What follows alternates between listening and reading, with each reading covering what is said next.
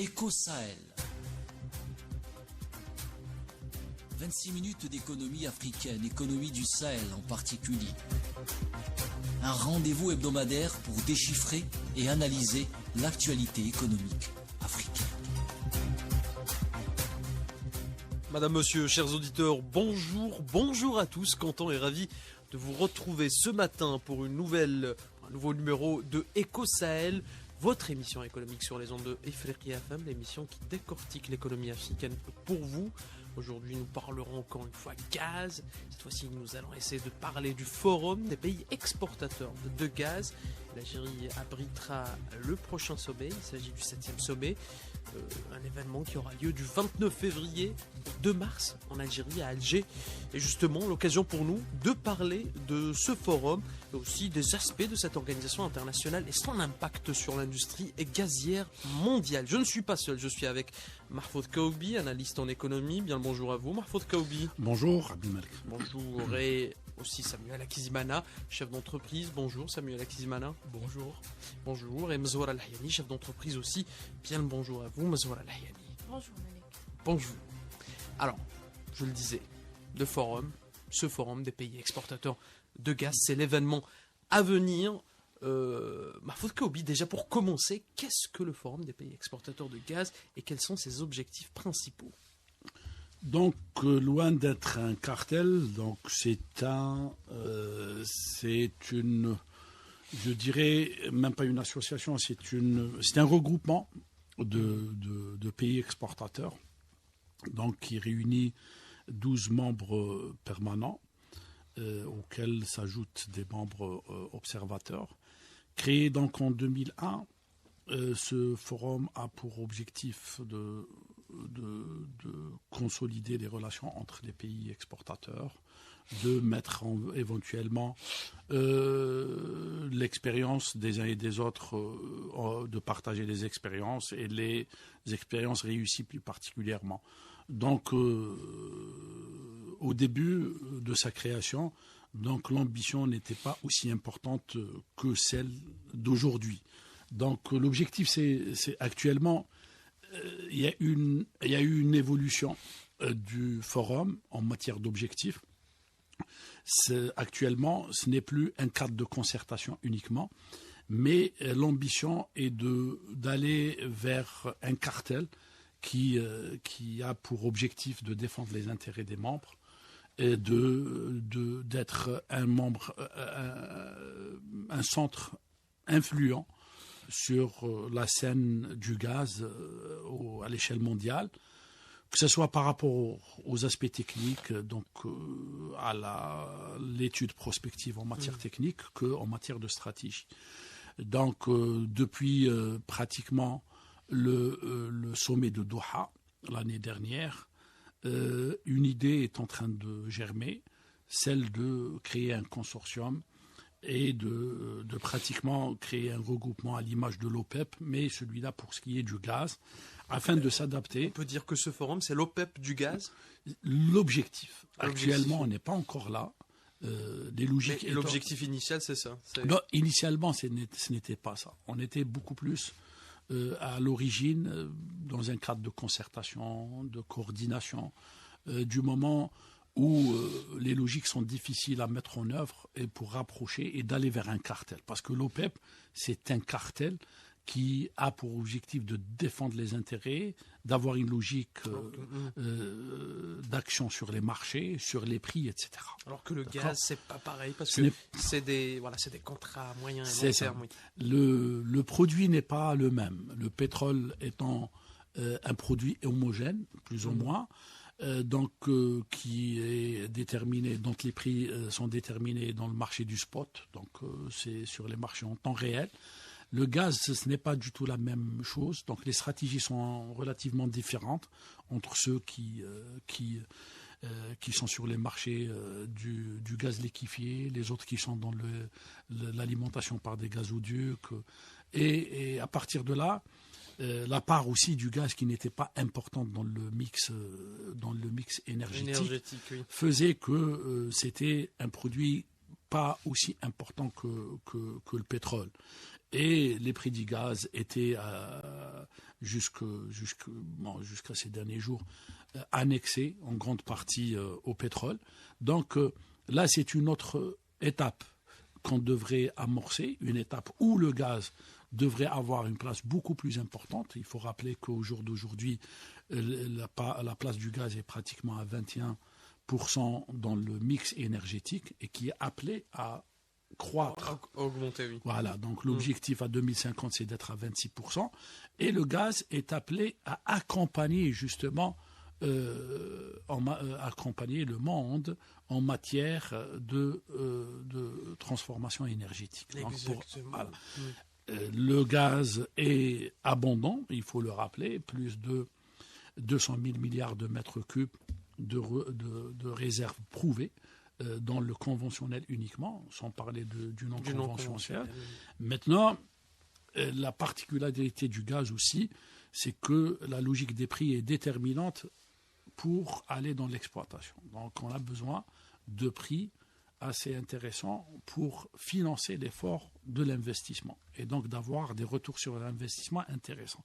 Pour cela, donc, si on prend les 4 contraintes que le monde vit actuellement, donc problème d'alimentation des marchés, donc l'irrégularité des marchés, sécurité énergétique et tout ce qui s'ensuit, d'ailleurs qui sont nés à partir du Covid et à partir de la guerre ukrainienne. Deuxième facteur, donc l'instabilité des prix. Troisième facteur, cette décision d'aller vers des énergies propres, donc non renouvelables.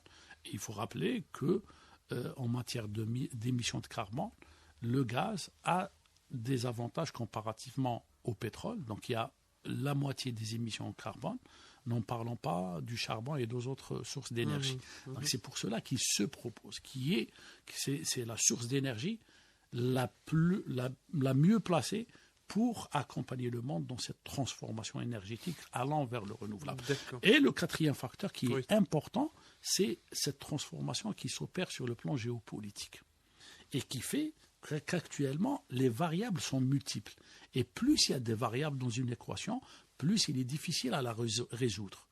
Les pays exportateurs, dont 80% vivent principalement des revenus des exportations d'air hydrocarbures, les équilibres intérieurs plus les équilibres extérieurs dépendent en grande partie des produits des exportations. Donc c'est pour cela que cette équation, pour qu'elle soit maîtrisée, il faut plus de coordination, plus de rapprochement, dans un monde qui est en pleine mutation.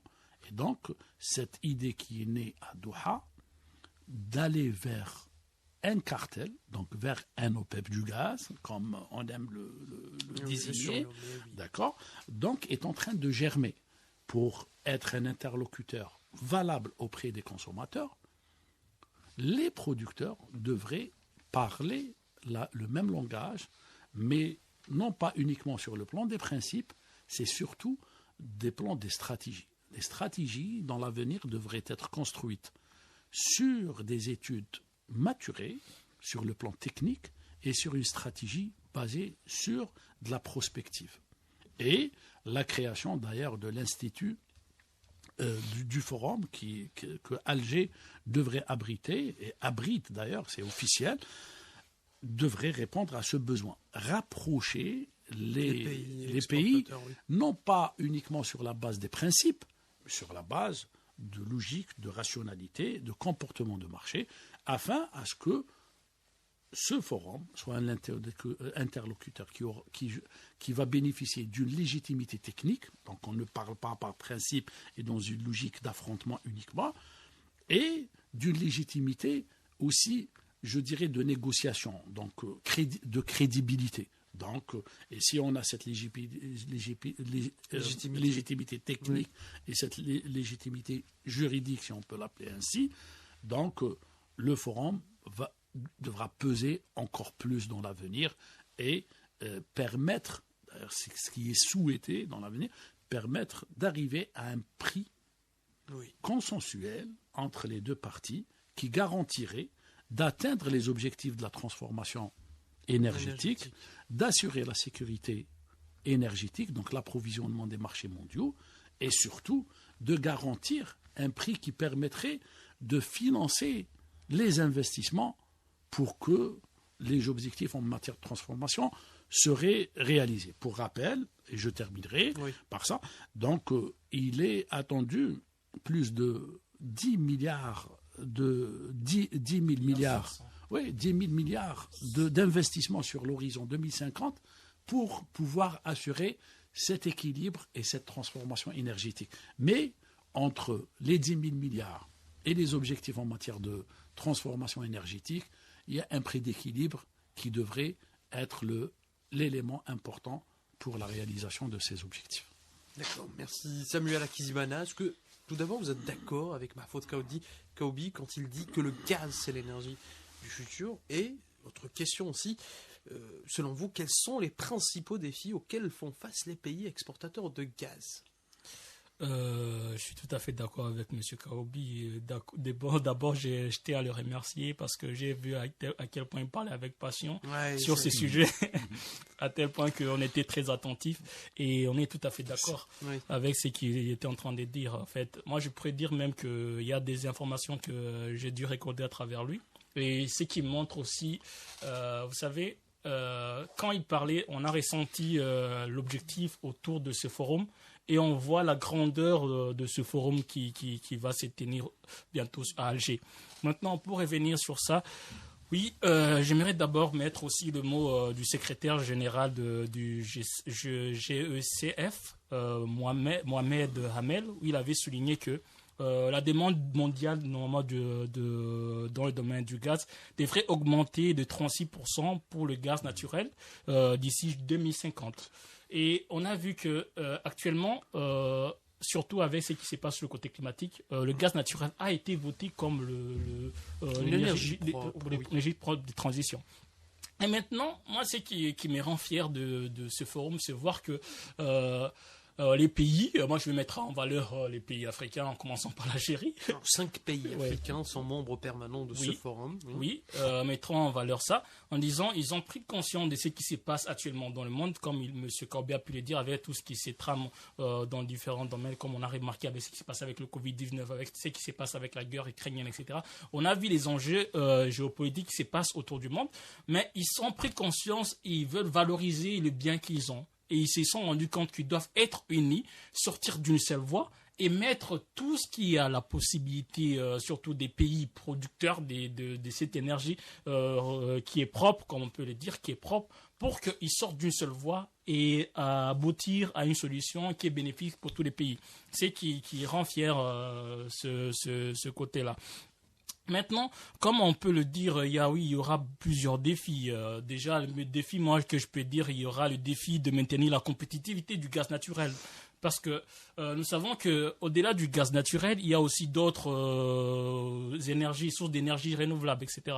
Mais ça sera un défi pour les pays membres du GC, si je prononce bien, je ne sais pas, GECF, le forum des pays exportateurs de gaz. De maintenir la compétitivité du gaz naturel.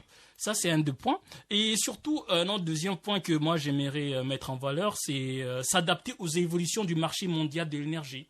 C'est-à-dire que, mais moi je vois que déjà il y a des mesures qui sont prises en charge. Si on voit déjà qu'il y a l'installation, comme M. Kaoubi a pu le dire, du siège de l'Institut de recherche sur le gaz naturel, on voit que il y a des mesures qui sont prises en compte à travers ces membres. Moi, je dirais qu'il y a plusieurs défis, mais à travers les différents défis, on voit que les membres sont en train de prendre des mesures pour répondre à ces besoins qui sont là et regarder vers le futur, ce qui est encouragé. Oui, exactement. Mzoula Lahiani, vous êtes d'accord avec Samuel Akizimana concernant les défis, notamment les défis des pays exportateurs de gaz en Afrique? Oui, je suis tout à fait d'accord avec ce qu'il a mis en exergue. D'ailleurs, je vois que même, comme il a souligné, même à travers ces défis-là, ils sont en train de mettre en œuvre pour trouver des solutions. Même avec leur initiative en 2023, qu'ils visent à diversifier un peu le marché et utiliser le gaz naturel comme qui soit utilisé dans le transport maritime et dans plusieurs autres domaines. Donc ça, c'est un point positif pour eux. Et d'ailleurs, ce forum-là qui va se tenir à Alger, c'est une opportunité pour en discuter plus et mettre en exergue les opportunités que présente le gaz naturel, effectivement, sur le marché mondial. Oui.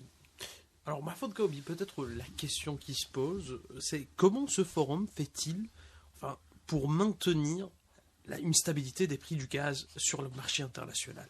Est-ce que ça figure parmi les missions de ce forum? Malheureusement, non.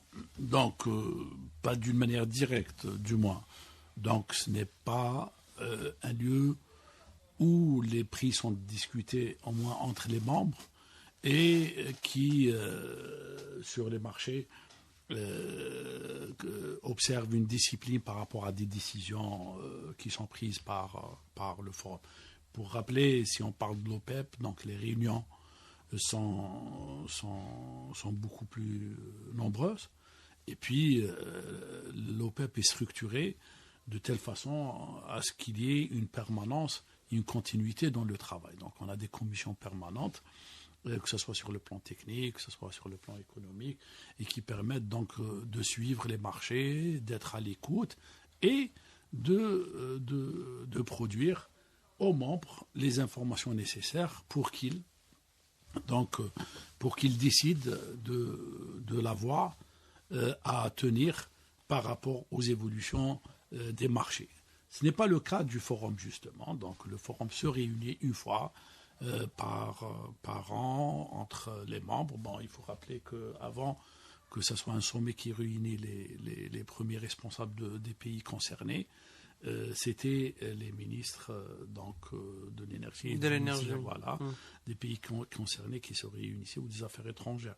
Donc déjà, par rapport à ça, en matière de représentativité, de la qualité des participants, il y a eu une évolution. Mais, pour répondre justement à votre question, pour que le forum ait la prétention ou l'ambition d'impacter les prix de manière directe, il faut que ça soit inscrit dans la charte du forum, et qu'il faut qu'on aille vers un cartel, donc un groupement d'intérêts, où les participants s'engagent à respecter des décisions qui devraient être prises par rapport à ça.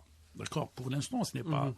Pour l'instant, c'est en matière d'orientation, en matière de recherche, etc., que la question se pose.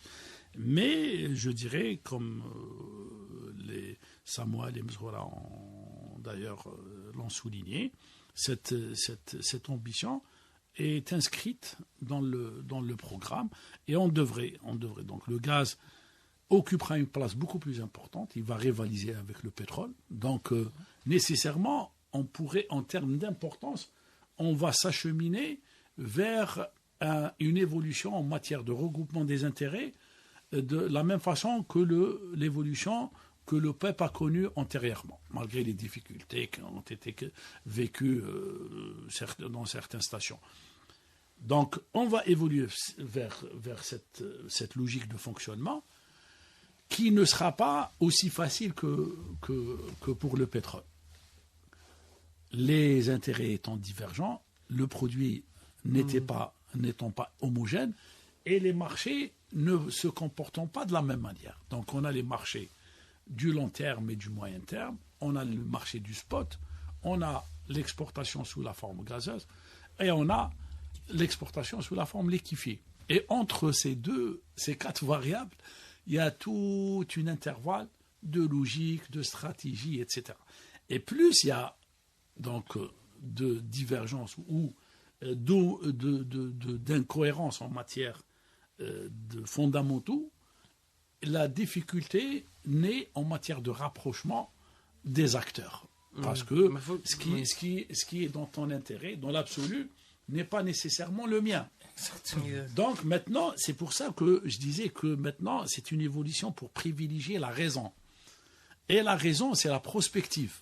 C'est l'évolution. D'une manière ou d'une autre, les exportateurs vont être d'un même côté si on les met par rapport aux consommateurs. Mais les divergences à l'intérieur sont relativement importantes. Oui. Maintenant, c'est toute la capacité de négocier, c'est toute la disposition des membres de privilégier le long terme sur le très court terme. Justement, alors les membres, nous allons parler de ces membres. Vous me dites que le gaz sera dans un futur très proche la ressource la plus demandée. Alors, comment les relations intergouvernementales au sein de ce forum? C'est-à-dire, est-ce que ces relations-là peuvent aider à la stabilité et à la sécurité énergétique des pays membres? Oui, des pays membres, c'est certain, puisque généralement, les pays sont producteurs et approvisionnent leurs marchés. Souvent, pour certains, avec des prix nettement inférieurs aux prix discutés et négociés sur les marchés internationaux. Mais sur la question, c'est sur le marché international. Et pour le marché international, les exportateurs ne pourraient pas tout seuls déterminer les prix. Donc, c'est un débat, c'est des négociations, c'est des discussions avec les consommateurs. Parce que maintenant, on converge sur le principe vers des choses qui sont beaucoup plus claires. Transition énergétique. Rôle de plus en plus important du gaz dans le mix énergétique. Le monde veut combattre cette instabilité en matière d'approvisionnement, ce qu'on appelle sécurité ou souveraineté énergétique. On a besoin de plus de production, on a besoin de plus de stabilité, de plus de visibilité. Mais pour cela, l'entente est indispensable. Maintenant, les consommateurs peuvent vous dire, s'il n'y a pas en face d'eux une organisation qui est légitime et techniquement et commercialement, ils peuvent vous dire avec qui on va s'entendre. Donc, le forum et cette session d'Alger est importante par rapport à ça, parce qu'on devrait évoluer vers un sens où on créera ce consortium qui aura éventuellement à débattre dans l'avenir avec les consommateurs pour aller vers un prix d'équilibre. Juste pour rappeler, oui. En 2016, les prix du pétrole, on connaît une situation d'instabilité importante qui a impacté la croissance mondiale et qui a été source d'instabilité et d'inquiétude.